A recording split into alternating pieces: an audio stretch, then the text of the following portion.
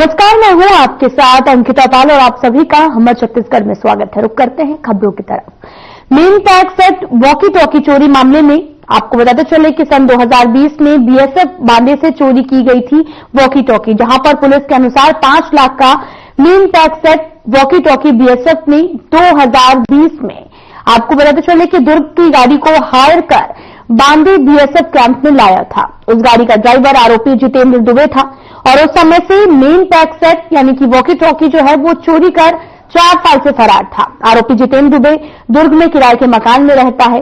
मूल निवासी बलौदा बाजार का है। आरोपी जितेंद्र के खिलाफ इससे पहले दुर्ग पुलगांव थाने में भी जो है वो 2 एफआईआर है और आरोपी के खिलाफ अपराध पंजीबद्ध कर माननीय न्यायालय पेश कर भेजा गया है।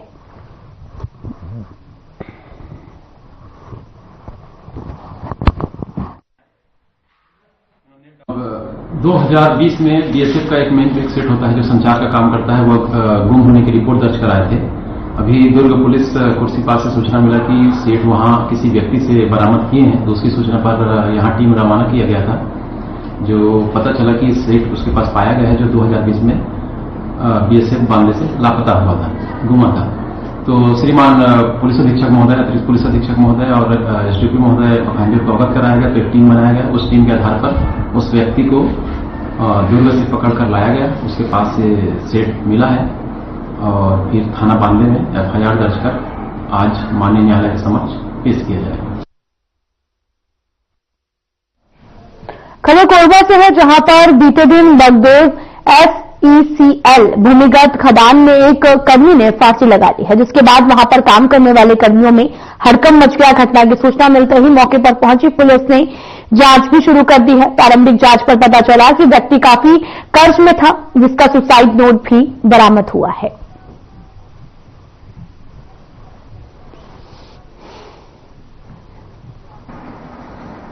बगदेवा भूमिगत खदान में आज प्रातः 6 बजे से दोपहर 2 बजे की शिफ्ट में परमेश्वरी प्रसाद पिता कलेश्वर प्रसाद उम्र 39 वर्ष जो LHD ऑपरेटर के पद पर कार्यरत थे, अपनी शिफ्ट पर ड्यूटी गए हुए थे। वहां इनके द्वारा फांसी लगा देने की रिपोर्ट दर्ज हुई। थाना कटघोरा में मर्ग पंजीबद्ध कर शव का निरीक्षण घटनास्थल निरीक्षण किया गया और सीएम के लिए भेजा गया। क्या वजह से शव निरीक्षण के दौरान एक सुसाइड नोट प्राप्त हुआ है, जिसमें अत्यधिक लोन और कर्ज होने का उल्लेख किया गया है। बाकी सभी एंगल पर जांच चल रही है। अंबिकापुर गुरु सिंह सभा के प्रकाश पर्व के उपलक्ष्य में आपको बताते चले कि प्रभात फेरी निकाली गई, जो अंबिकापुर से गुरु सिंह सभा से प्रारंभ होकर दरीपारा स्थित गुरु सिंह सभा जाकर नगर से होते हुए वापस अंबिकापुर गुरु सिंह सभा में समाप्त हुई है, जिसमें सभी श्रद्धालुओं ने अपनी उपस्थिति दर्ज करवाई। और प्रकाश पर्व सिख धर्म में आपको उधर चले कि मनाया जाता है। सिख धर्म में 10 गुरु हुए हैं और सिख धर्म में नानक देव जी का और गुरु गोविंद जी के जन्म उत्सव को प्रकाश पर्व के रूप में मनाया जाता है।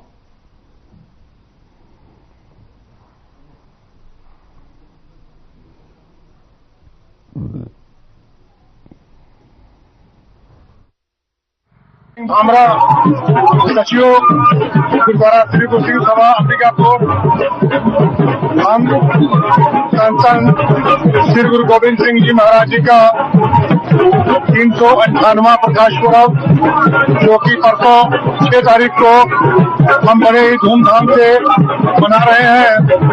आज 4 तारीख गुरु गोविंद सिंह जी के महाराज जी के प्रकाश पर्व की खुशी में आज गुरुद्वारा श्री गुरु सिंह सभा अंबिकापुर से शोभा यात्रा नगर कीर्तन के रूप में निकाली गई है।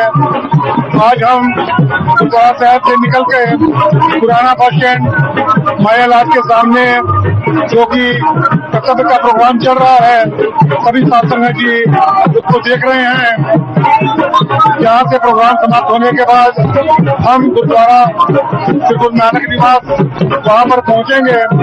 वहाँ पहुँच के गुरु महाराज जी का कीर्तन होगा और वहाँ से 1.5-2 घंटे बाद किसी रूप में शोभा यात्रा वापस आएगी, जो कि गुरुद्वारा साहब में वापस पहुंचेगी।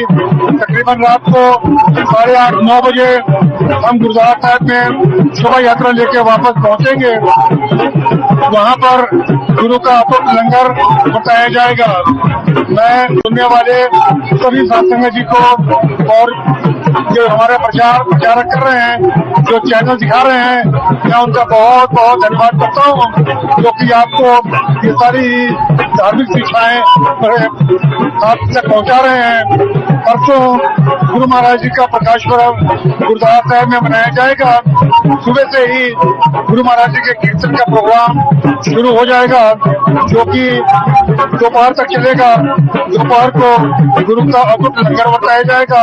बाहर से बहुत सारी संस्थान दर्शनों के लिए आती हैं, जो कि गुरु महाराज जी का प्रसाद, गुरु महाराज जी का कीर्तन श्रवण करती हैं और गुरु महाराज जी का लंगर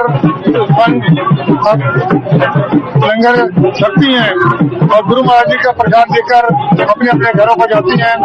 6 तारीख को रात को भी गुरु महाराज जी का प्रकाश पर्व मनाया जाता है, जिसमें हमारे होनहार बच्चे अपना पूरा कविताएं रही और कीर्तन रही संगत को निहाल करते हैं। प्रमुख साधक जी को आने वाले 6 तारीख को संतन श्री गुरु गोविंद सिंह जी महाराज जी का प्रकाश पर्व की सभी को बहुत बहुत। छत्तीसगढ़ बिलासा साहित्य मंच के तत्वाधान में 2 दिवसीय कविता पाठ का आयोजन किया गया, जिसमें कवियों ने वर्तमान परिस्थिति और भविष्य की स्थिति को अपने शब्दों में प्रकाश डालते हुए अपने विचार व्यक्त किए हैं। और ये प्रयास है कि लोग महिलाओं को सिर्फ सुंदरता के भाव से ना देखकर उनके अंदर जो चेष्टा है समाज को बदलने की और रंग रूप से ऊपर उठकर अपने पहचानने की स्वयं को, उससे उस नजरिए से लोग महिलाओं को देखें। तो अगर सुंदरता के भाव से देखें तो उसमें क्या दिक्कत? उससे दिक्कत कोई नहीं है। उससे दिक्कत बस इतनी सी है कि फिर सारा जो फोकस है वो महिलाओं की सुंदरता पर एकाग्रता से लोग उसको ही वहीं देखते हैं, तो वो कैपेसिटी जो उनकी बहुत कुछ करने की है वो कहीं दब जाती है। क्या भाव आपको आनंदित करते हैं जो आपको महिलाओं के लिए लिखने के लिए प्रेरित करते हैं? मुझे ऐसा लगता है कि बहुत कुछ कर गुजरने की जो क्षमता है औरतों में और बहुत विषम परिस्थितियों में भी वो सरवाइव करना जानती हैं, कैसे घर को समेट कर चलना है, रिश्तों को समेट कर चलना है, जो भारतीय संस्कृति में एक अटूट बात है जो शायद हमें विश्व में कहीं देखने को नहीं मिलती है, वो हमारी भारतीय महिलाओं में है। और इतना कुछ होने के बाद भी उनकी जो लालसा है अपने अंदर के औरत को पहचानने की, कुछ कर गुजरने की, वो मुझे हमेशा प्रेरित करती है। एक महिला के लिए परिवार पहले होना चाहिए या उसका कैरियर, उसका भाव, उसकी इच्छा? एक महिला के लिए ये दोनों जो पल रहे हैं, ये दोनों या मुझे लगता है कि उसका परिवार उसकी प्रायोरिटी होना चाहिए, क्योंकि अंत में आप हमेशा अपने सुकून ढूंढते हैं रिश्तों में, अपने आप में, और अगर परिवार का साथ होगा तो उसकी ऊंचाइयां बहुत ऊपर तक जाएंगी। तो फिर ये कैसे कहा जाता है कि वो बहुत सारे बाधाओं से लड़के उसको चीजें खींचती हैं, उसका परिवार सपोर्ट करता है। जब अगर परिवार का ठीक है तो बाकी चीजें तो गाँव हो जानी चाहिए। नहीं, वही मैं बात कह रही हूँ ना कि आप हमेशा चीजें सब्जेक्टिव नहीं हो सकती हैं। आपको हमेशा इस तराजू पर नहीं तोलना चाहिए कि आप चुने। क्या हम पुरुषों से पूछते हैं कि तुम चुनो कि तुम्हें नौकरी चुननी है या माँ बाप चुनने हैं या पत्नी चुननी है या बच्चे चुनने हैं? तो ये प्रश्न औरतों से किया ही क्यों जा रहा है कि तुम चुनो? हमें बस ये समझाना है कि तुम्हें चुनना नहीं है, तुम्हें लेकर चलना है, दोनों चीजों को बैलेंस करके चलना है, और यही जीवन है। जब उसे लगे कि हाँ आज मेरे परिवार को मेरी आवश्यकता ज्यादा है तो शायद मैं एक कदम पीछे करके आ सकती हूँ, तो बढ़े। जहाँ उसे लगे कि अब परिवार सपोर्ट कर रहा है या नहीं भी कर रहा है और मेरा करियर मुझे बुला रहा है, वहाँ एक कदम आगे लेकर के वो वहाँ बढ़े। तो नारी की व्यथा को अनुभवित करती है? नारी की व्यथा मैं बदलना चाहती हूँ और मुझे लगता है कि बदलाव आएगा। अब बदलाव आ रहा है, समाज में लोग अलग नजरिए से देख रहे हैं औरतों को।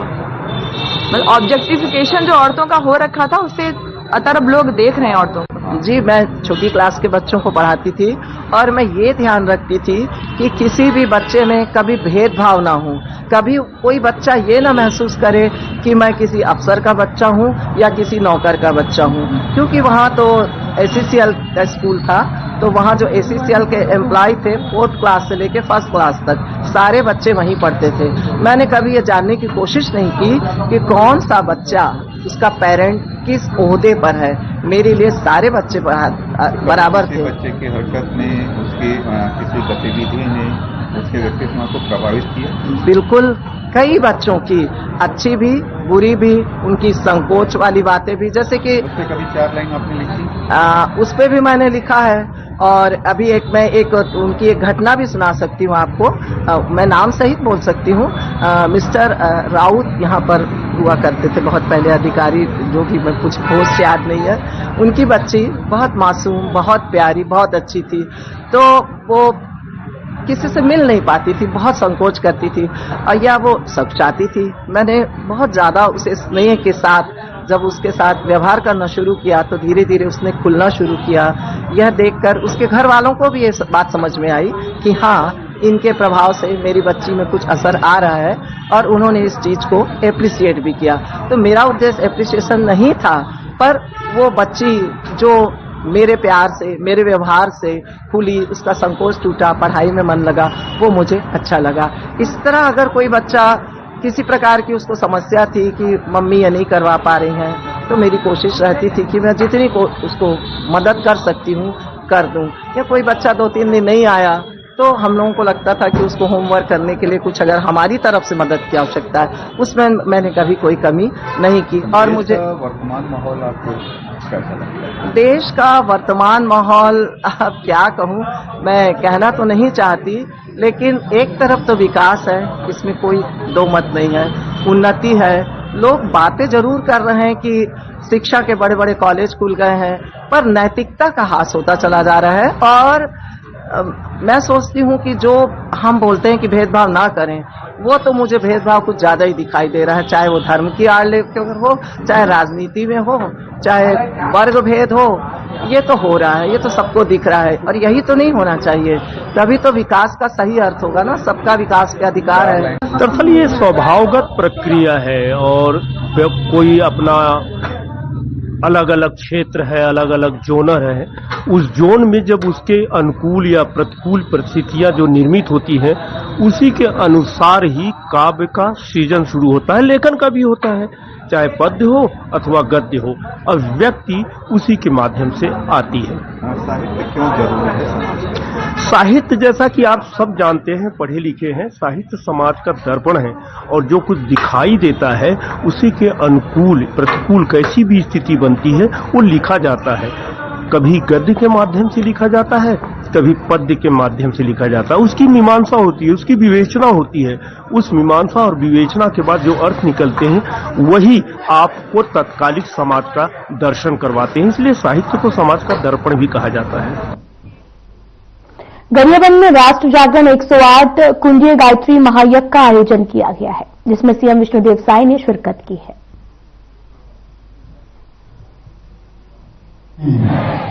भारत माता की, वेद माता गायत्री की, वेद माता गायत्री की, परम पूज्य गुरुदेव आचार्य श्री राम शर्मा जी की, परम पूज्य गुरुदेव श्री राम शर्मा जी की, वंदनीय गुरु माता जी की, वंदनीय गुरु माता जी की।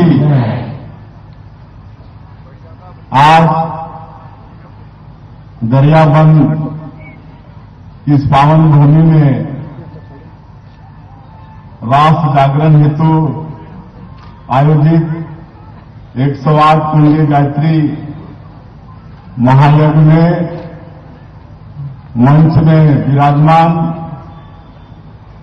परम पूज्य डॉक्टर चिन्मय पांड्या जी, उप कुलाधिपति देव संस्कृति विश्वविद्यालय शांति कुंज हरिद्वार, मंच में विराजमान हमारे प्रदेश के खाद्य मंत्री और इस जिला के प्रभारी मंत्री श्री दयालदास बघेल जी, हमारे प्रदेश के संगठन महामंत्री श्री पवन साई जी, इस क्षेत्र की लोकप्रिय सांसद महोदया श्रीमती रूप कुमारी चौधरी जी,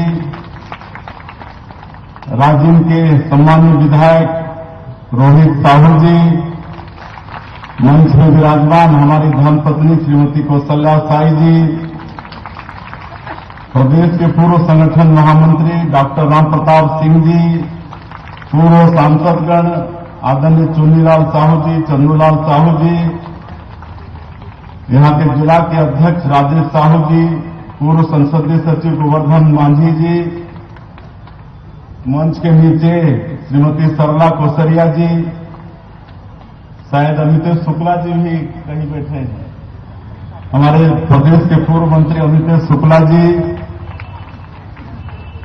और इस अवसर पर गायत्री परिवार के समस्त संतवृंद, सभी संभ्रांत नागरिक बंधुओं और क्षेत्र से भारी संख्या में गायत्री परिवार के सभी भक्तवृंद, माताएं, बहनें, युवा साथियों और मीडिया के मित्रों, आज हमारा परम सौभाग्य है कि इस ऐतिहासिक आयोजन में, इस विराट धार्मिक आयोजन में आप लोगों के बीच में उपस्थित हुए हैं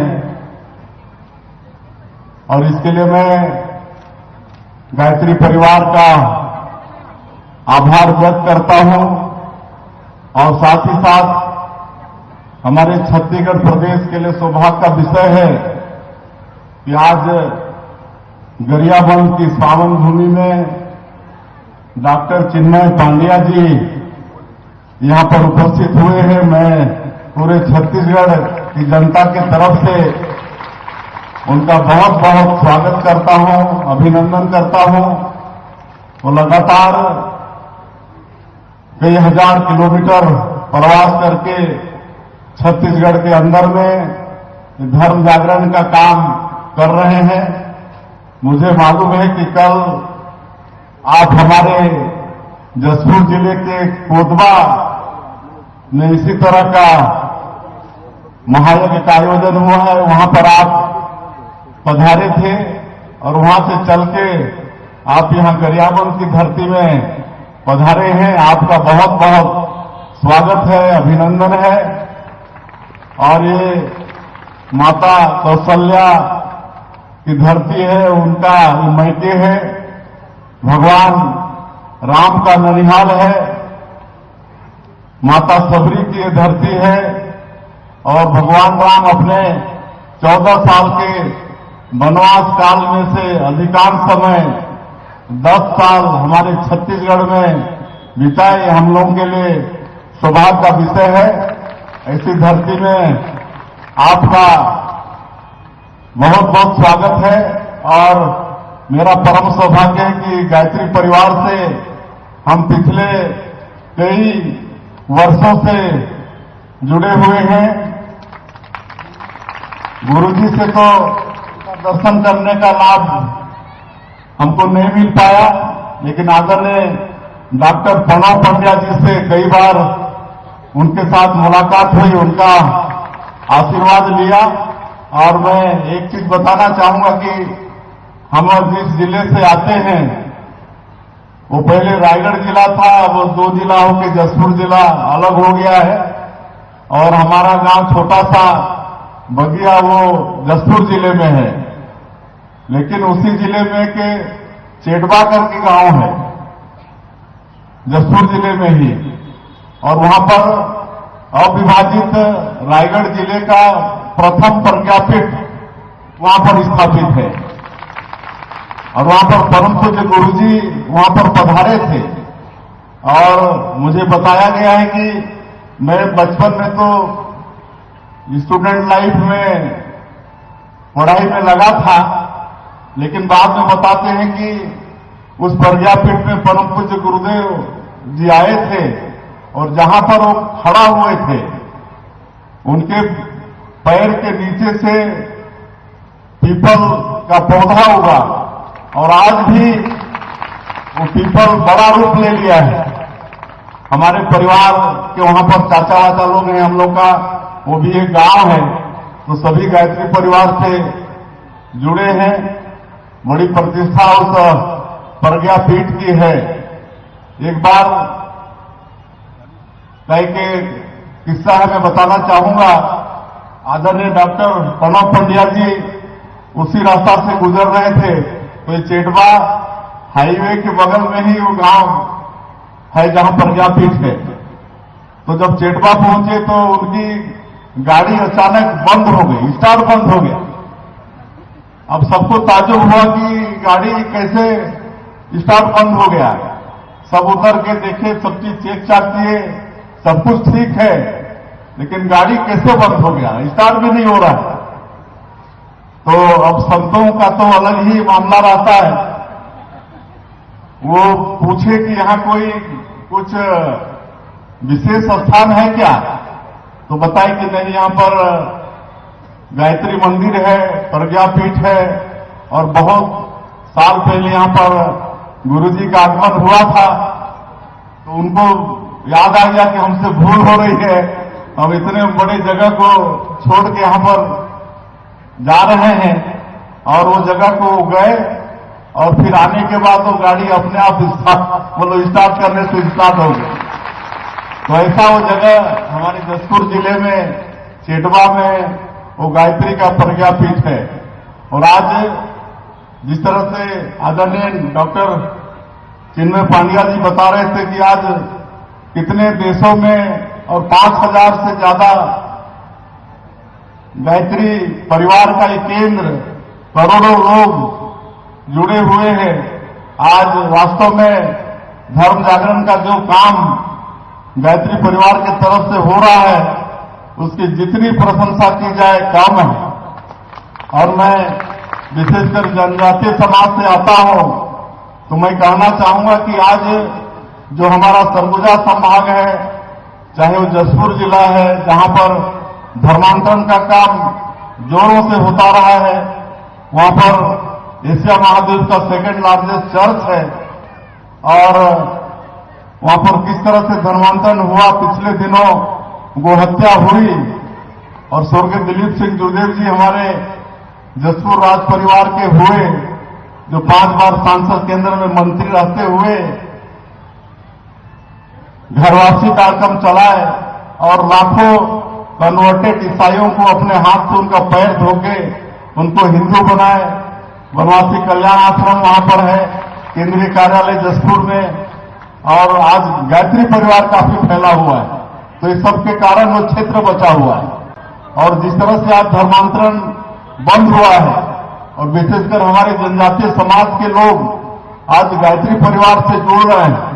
पहले जो कभी मांस और मदिरा में रात और दिन डूबे रहने वाले लोग आज गायत्री परिवार में आकर मांस मदिरा का त्याग करके आज उनका हर तरह का विकास हो रहा है। एक तो धर्मांतरण रुक रहा है, सबसे बड़ी बात है, लेकिन आज उनका आर्थिक, सामाजिक, शैक्षणिक सारा विकास हो रहा है। तो आज मैं कई जगह बोलता हूं जब धर्मांतरण की बात आती है कि आज जब भूखमरी थी इस प्रदेश में, जब मध्य प्रदेश हुआ करता था, तो लोग भूख से कोदो, कुटकी, महुआ खाते थे। और उस समय मिशन का रिजेक्टेड गेहूं आता था, लेकिन भूख के कारण लोग उसके कारण भी धर्मांतरित हो जाते थे। लेकिन आज जब प्रदेश में भूखमरी नहीं है, आज 1 रुपया किलो का राशन सबको मिल रहा है, तो आज हमारा आदिवासी समाज में कन्वर्सन कम हो गया है, बल्कि दूसरे समाज में बढ़ रहा है। जो समाज आदिवासी से थोड़ा समृद्ध है, पढ़े लिखे हैं, ऐसे वर्ग में आज धर्मांतरण ज्यादा हो रहा है। और कहीं न कहीं ये चंगाई उसका एक माध्यम बना है। तो जिस तरह से आदरणीय डॉक्टर चिन्मय पांड्या जी ने आह्वान किया कि आज इतने गायत्री परिवार से जुड़े हैं और सभी लोग नशा मुक्ति के लिए आह्वान करेंगे, तो मैं भी आग्रह करना चाहूंगा कि आज आप सब लोग नशा मुक्ति का तो आह्वान करना ही चाहेंगे, करेंगे ही, लेकिन आज ऐसे कितने विधर्मी लोग लगे हुए, कितनी। फिलहाल वीडियो में इतना ही। नमस्कार।